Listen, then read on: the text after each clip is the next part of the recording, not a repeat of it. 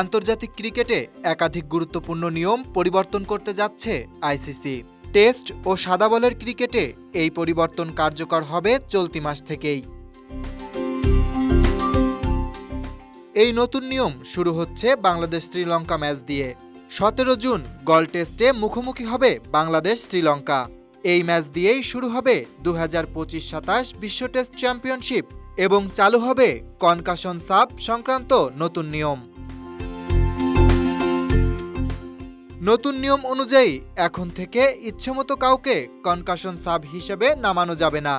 Match শুরুর আগে প্রতিটি দলকে ম্যাচ রেফারির কাছে 5 জন ক্রিকেটারের একটি নির্দিষ্ট তালিকা জমা দিতে হবে।